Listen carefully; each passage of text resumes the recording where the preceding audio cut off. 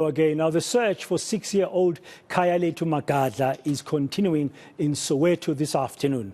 It's the fourth day that search and rescue teams and some community members have been looking through tunnels in and around the township of Dlamini. The search has now taken them to a sewer pipe in Klepspruit. His parents have sadly given up hope that he'll be found alive and are now just hoping that the little boy's body can finally be retrieved. Let's go live now to our reporter, Pule Jones, who's been following this search and rescue mission today. Pule, good afternoon to you. Yet another long day looking for little Khayaletu. How's the search been coming along today? Definitely, Pratan, and what we know for now is that there will be an element of robots now coming to help with the search and rescue plan that will try and detect as to where the body could be found along these pipe stream lines leading to the split chamber here in the south of Johannesburg. As you can see, this is a robot that will now be used by a company that's been appointed to try and help with the search and rescue. Perhaps maybe if we can speak to one of them called Daryl Elspian, who's the managing director from Delta Scan. Daryl, thank you very much for joining us on eNCA. Now, maybe if you could just tell us what's the functioning of this robot and what will it be doing for the next 2 days in terms of assisting with the rescue plan?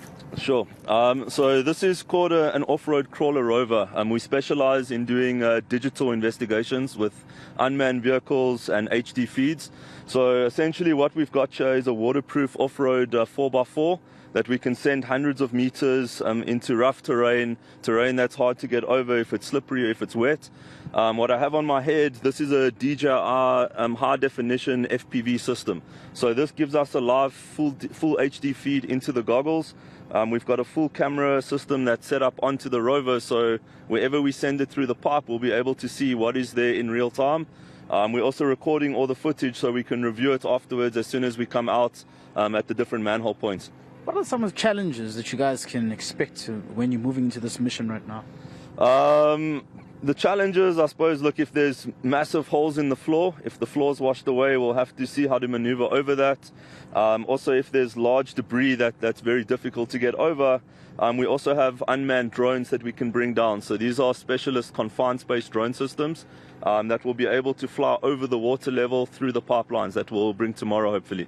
So you think within this next 2-day framework, hopefully you can come up with some positive results? Yeah, that's what we're hoping for. All right, and the camera work as well, how brilliant it is in terms of zooming inside that water and trying to detect some pictures. So this is one of the best cameras you get on an unmanned vehicle. It's a full high-definition feed. I think it's a 4K feed if I'm not mistaken, so we'll have absolute clarity the whole time there. We're just busy putting the lighting on as well, which hopefully will light up the whole tunnel and the stormwater line in front of us. So you're going to be working throughout the evening as well?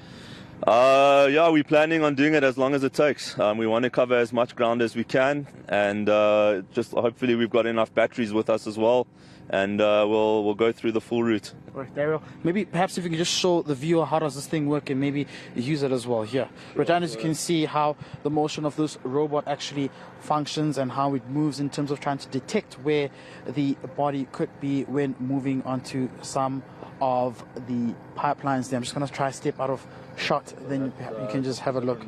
Ways it can move, so that's forward and reverse, and then we can also turn the wheels. We just have to get it set up properly. We're going to go slow, we don't need to go fast. We're going to move slowly through the line so that we don't fall into any holes. If we do need to get over any hard obstacles, we've got quite a fast mode on it as well that can crawl over and get over the challenging terrain. All right. Thank you very much, Daryl, there from Delta Scan. Perhaps maybe just introduce another element of the story here, Pradan, Mr. Robert Mulawuti, who's been with us on the ground for the past 4 days, rather, of the searching that has been in progress. Mr. Mulawuti, we're here today again. It's day 5, and obviously the parents and family of Khayaletu Magadla want answers. What are some of the things that you will be implementing right now? Because I see this issue of robots is a new element to the search and recovery plan. But most importantly, again, you're trying to ensure that you clean that split chamber and ensuring that you find something. Yes, we are bringing in technology thanks to Delta Scan.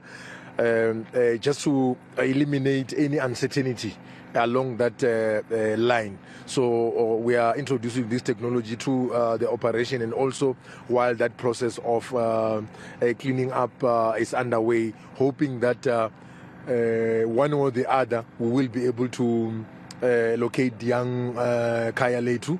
So if the technology informs us that they find something along the line, then we'll be able to immediately send our technicians on the line to be able to recover whatever we can be able to find on the pipeline, while this process is also underway. So if this robot, or rather this object here, Yes, does not give you positive results, what will you be relying on next?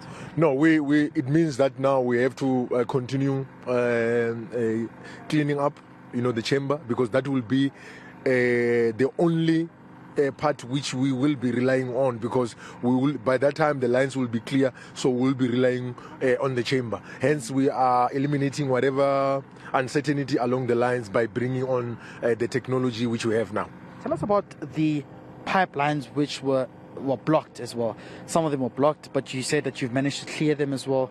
Has that been a successful achievement for you guys in terms of possibly finding a breakthrough to getting answers? Yeah, from our side, Pule, we this line of work, this is what we do on a day-to-day basis. Right. So we are hopeful that we will be able to assist the Magadla family to find closure on this incident. And I think also our principals also, they did promise that we will utilize all the resources which we have to make sure that we recover the young boy. So that's where we still are. So if it takes us 8 days, we're still gonna continue. It take us 10 days, whatever time. Time is not of importance to us, but what is important to us to make sure that we assist the family to find closure. So, days for us, it's yes, we're counting days, but it doesn't give us. We are not losing hope in terms of us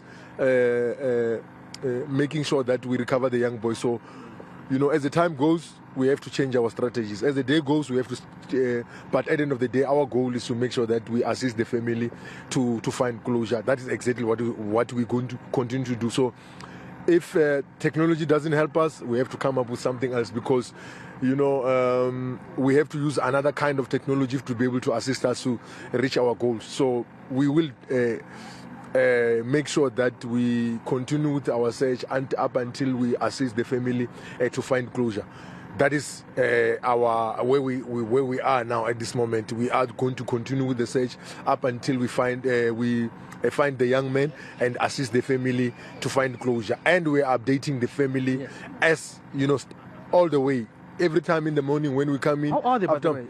Yeah, of course they are, affected, really affected by the situation. But we are making sure that they are updated, so that they know exactly what is it that is happening on the ground. Just now, a few minutes ago, we have just gave them a call to update them about the latest development. And I'm sure when we go on the other side, you will be able to see some of the family members with us, so that they exactly know what is happening. They don't have to see it maybe being covered on television or covered it on radio or a newspaper. We are making sure that we update them as and when we move to different stages of this operation. Robert, thank you very much for joining us now on the eNCA, and great work that's been contributed by you guys here. Brad Dan, that's the spokesperson of the Emergency Management Service of Johannesburg, giving us an update of what they are currently doing on the ground. It seems as though these operations could fall into the evening, trying to search for 6-year-old Kailetu Magadla. There's also an element of, maybe let me just step out of camera and see if my colleague Lingen Dabambi can zoom to that split chamber purification plant there, where we understand that's where some of the operations are currently taking place as well.